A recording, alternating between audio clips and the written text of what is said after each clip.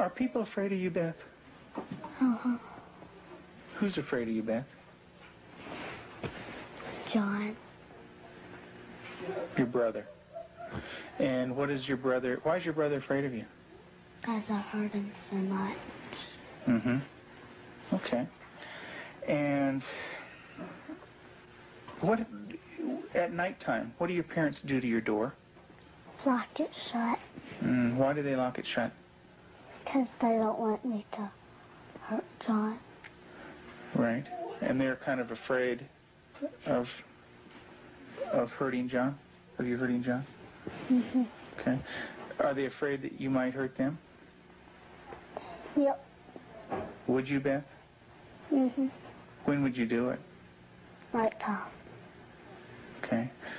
Why would you do nighttime? Because I don't like them seeing me do it. But they can feel me do it. Mm-hmm. And what would you do to him, Beth? Stab him.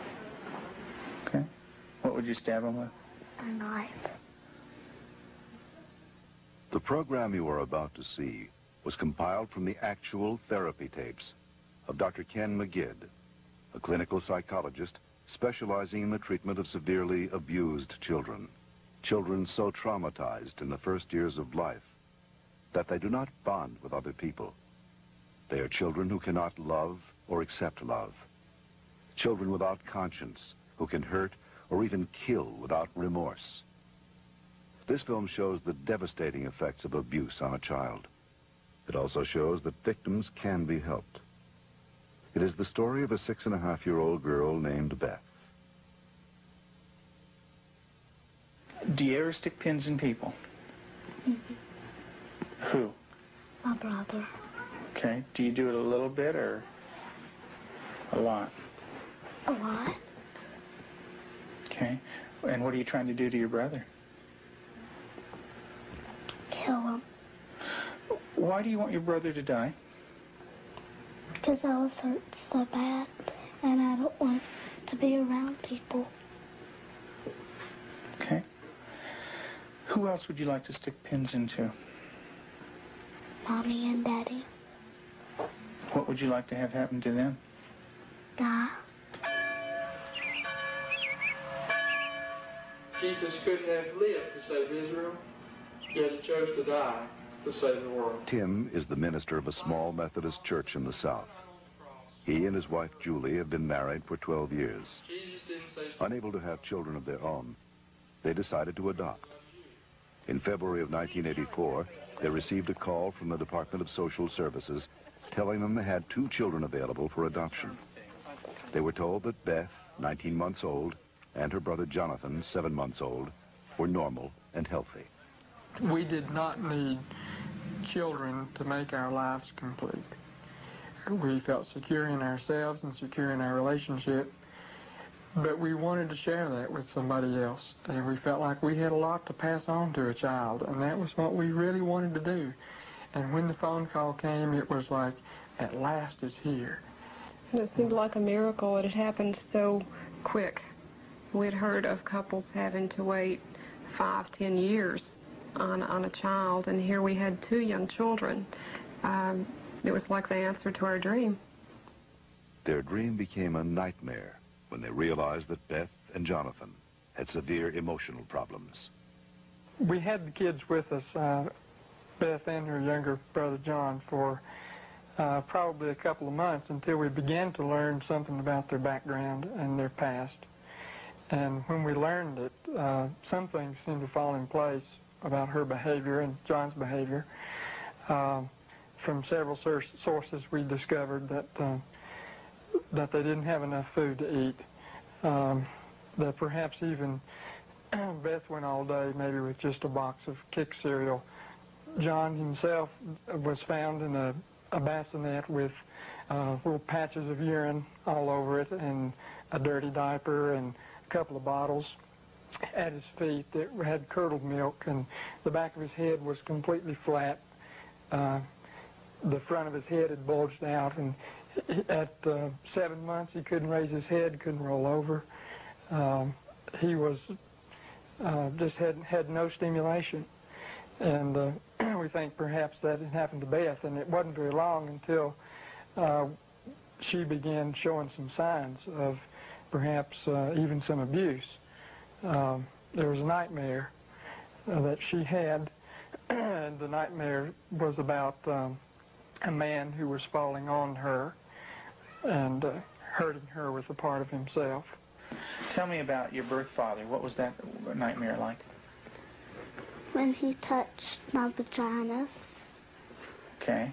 until it bled, hurt it a lot until it bled, and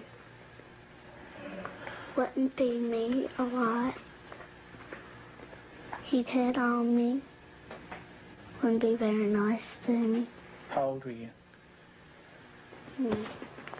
1. And in your nightmare, what happens? I get real scared. Where are you in the nightmare? What happens in the dream? I'm in the house, upstairs. And then what happens, Beth? When he comes upstairs and, hurts. How do you feel when you talk about this? Scared. Where's your birth father? What's he doing? He's right there, and there's his hand. His hand's right there. Where? Right there. You can't hardly see it because it's green. What's it touching? My vagina. And what is your birth father doing? Hurting it. Your face looks sad. Can you tell me about that? It's crying because there's dots of the tears. Beth had endured severe neglect and abuse as a child. Her birth mother died when she was 1. Because of these early childhood experiences, Beth never developed a sense of conscience, love, or trust for anyone. The early sexual abuse by her birth father would cause her to exhibit inappropriate sexual behavior, especially toward her brother. Does your brother have private parts?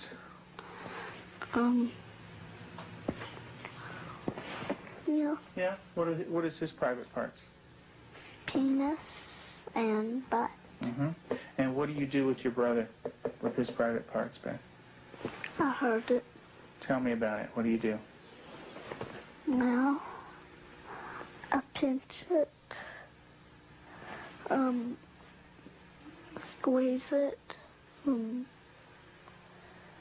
kick it. When you do things to your brother's private parts, what does he say? Stop. Okay, tell me that. Well, he says stop, but I don't stop. Do you hurt him? A lot. Okay. And would you like to do that to other boys? When I caught her with Jonathan one morning, she was molesting him. He was crying and his pants were down, and I said, Beth, what's happening? And she said, I pulled his penis and put my finger up his anus. And I said, didn't he say to stop? And she said, yeah, he did. And I said, did you? And she said, no. Have you ever rubbed your private parts? Do you do it a lot? A lot. How much do you do that? Not every single day in Lexington. I did it every single day until it got real bad and messed up, and I had to go to the doctor, and I did not like it. What do you mean by real bad?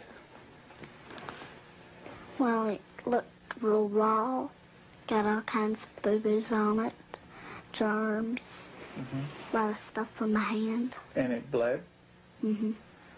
She started to masturbate at inappropriate times. I remember one time, specifically, when we were at the hospital waiting for Tim to come out. He was there visiting. And Beth and John were in the back seat, and I turned around, and she had her legs spread and was masturbating in a public parking lot. And I had tried to explain to her numerous times before that that's private area. You don't do it in public places. And gone over that with her, and and it never seemed to faze her. And Julie, how often would your daughter masturbate? daily, constantly. Do you have animals, Beth? 4 of them. Can you tell me their names?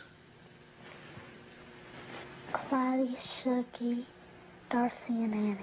And Daddy said a day ago that there was a stray cat who did not have a home, so Daddy was taking care of it and took it to the vet when he had his flight to go. And what do you do to the animals, Beth? Stick them with pins. Do you stick them a little bit or a lot? A lot. What are you trying to do to the animals, Beth? Kill them. What do they do when you stick them with the pins? Well, Annie cries. She's a dog. She got baby birds down out of the nest, and we thought maybe she was just curious. So we explained that she could hurt them, put them back, and went through a whole sitting down and talking to her about the problem of it. And the next day we went out to check the baby birds, and they were on the ground dead with their necks broken. Let's talk about what happened once when you were smaller, when you found some baby birds in a tree. What did you do then? I took them out. Mm-hmm. And what did Mom say to you? That the mother will not come back if somebody touches her baby. Mm-hmm. Are the baby birds kind of small? Can you describe them for me?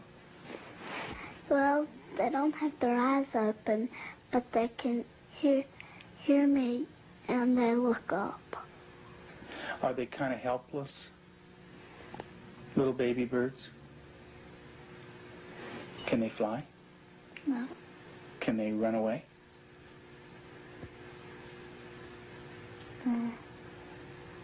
Yes. They can?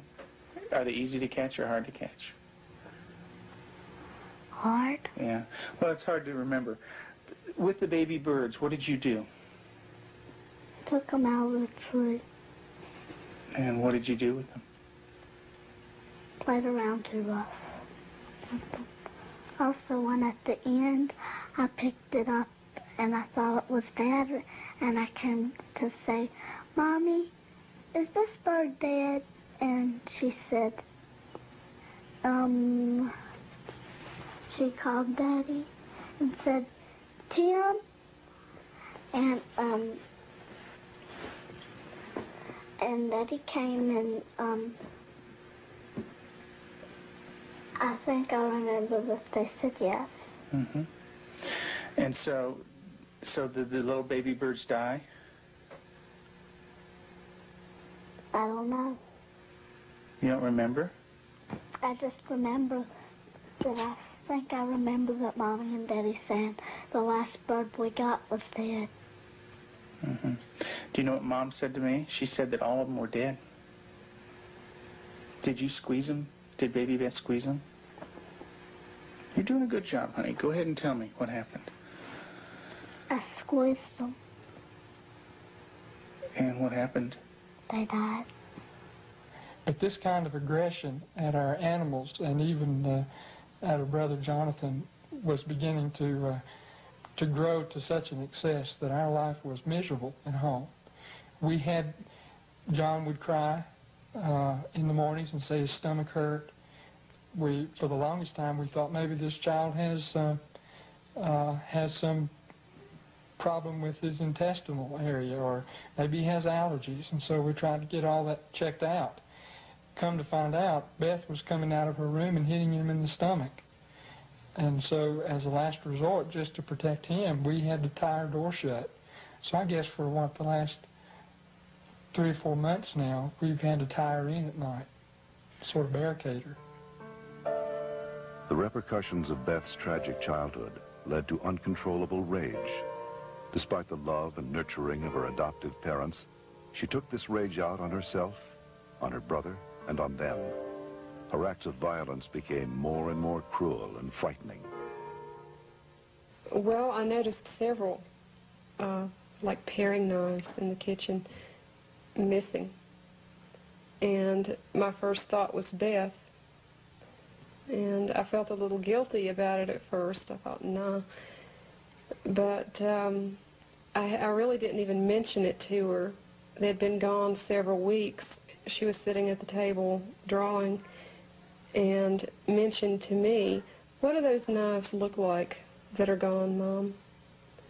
And I said, "What knives, Beth?" And she said, "Weren't they kind of silver and about this big?" And I knew then, and then this little smile that's not a sweet smile, but a malicious type of smile. And I knew then, I thought, she's got them. Tell me about the knives. Where did you get them? From the drawer.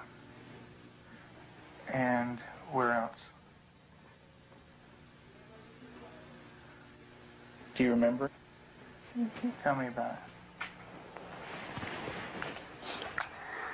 I got them from the dishwasher. What kind of knives?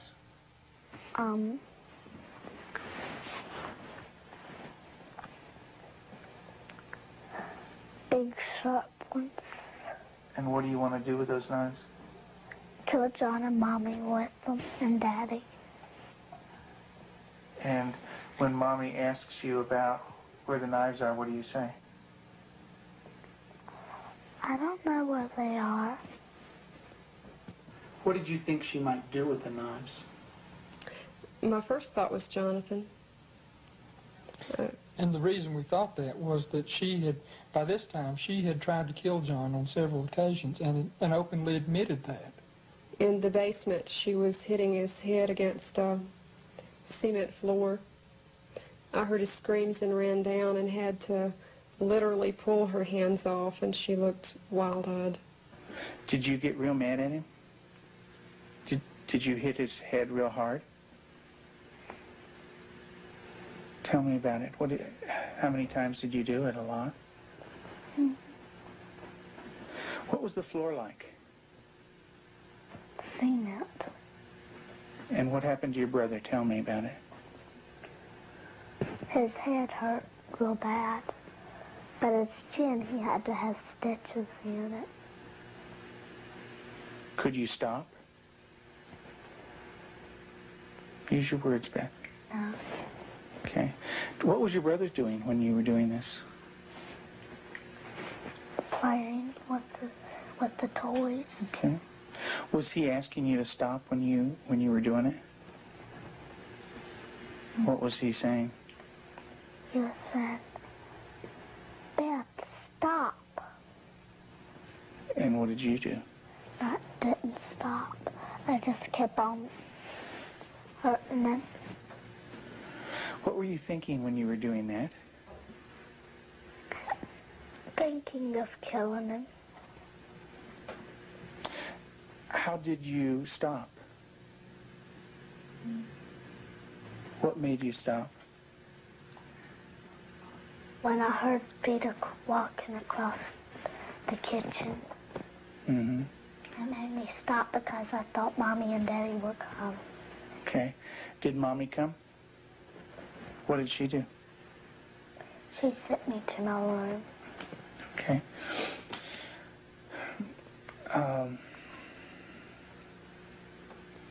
And what if Mom didn't stop you? What would you have done? Kept on doing it. And what about... After evaluating the extent of Beth's psychological problems, Dr. McGidd felt that for the well-being of the family, Beth needed to be temporarily separated from them. In April of 1989, her parents brought her to a special home with an expert at raising children with early attachment disorders, especially children who are dangerous to themselves and others. I have children that have killed numerous times. Cold-blooded family members, neighbor children killed them. And they can do it. Makes my blood run cold just thinking about 9 years old. People don't think a 9-year-old is capable of cold-blooded murder, but they are. That attachment break does severe damage to the heart, the ability to care and the ability to love.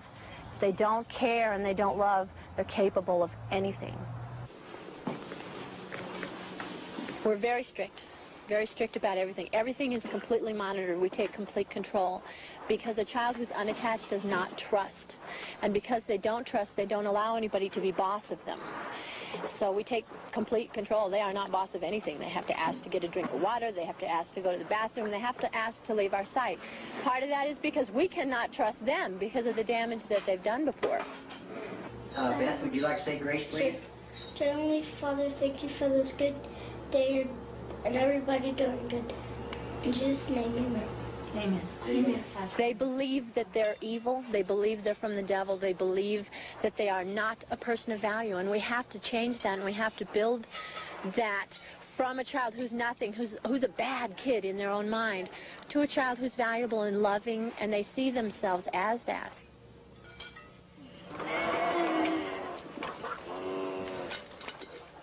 You don't have to bite this. When they do a chore well, we can say, you did a good job, you're a good worker. And then it just builds that self-esteem little by little so that they change the way that they see themselves.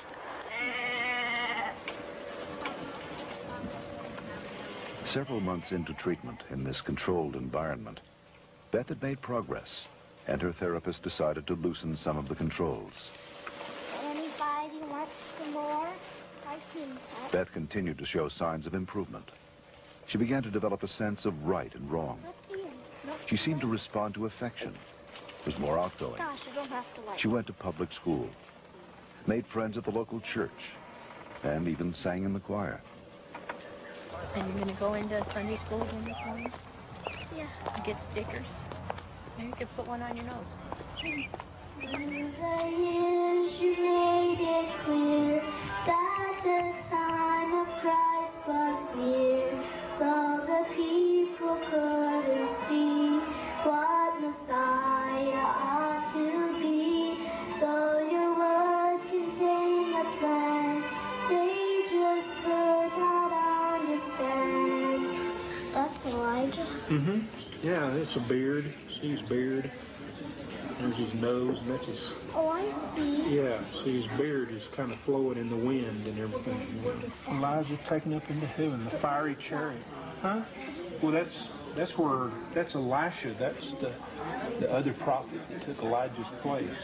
And he was left, and there's Elijah, You know? And he learned about sheep, and the Lord is my shepherd. Mm-hmm. March 3rd, you just got that yesterday, huh?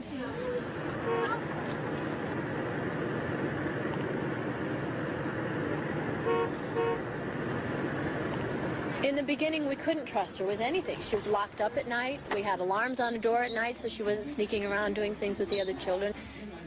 We don't worry about that anymore. There's no alarm on her door at night now.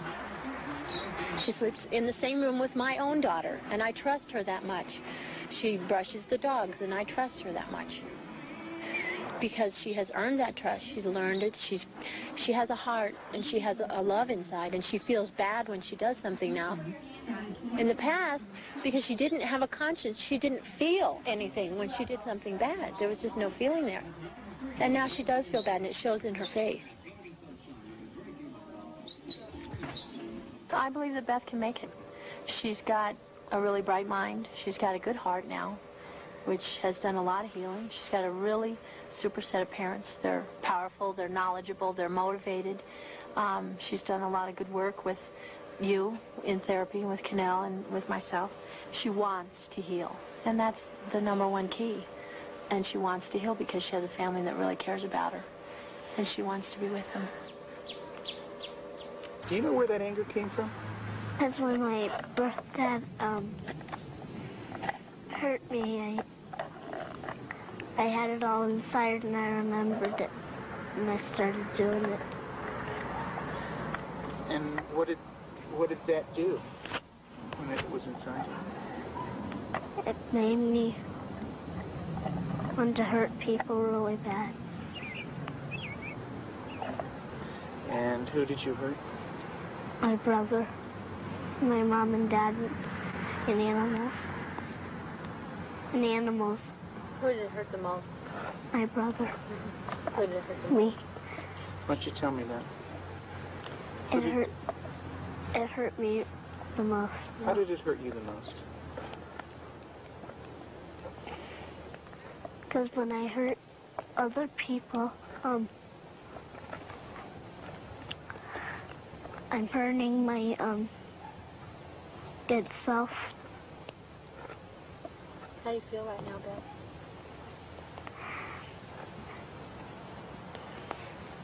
Sad. It's kind of tough to talk about, isn't it? Yes. It is. Beth gave her last interview for this film in December of 1989. Although she had made progress, she would still need extensive therapy. Not all abused children are as deeply scarred as Beth, but all abused children suffer a profound hurt for the rest of their lives. The road to recovery is long and hard for the abused child. There are more than 1 million new victims of child abuse in America every year.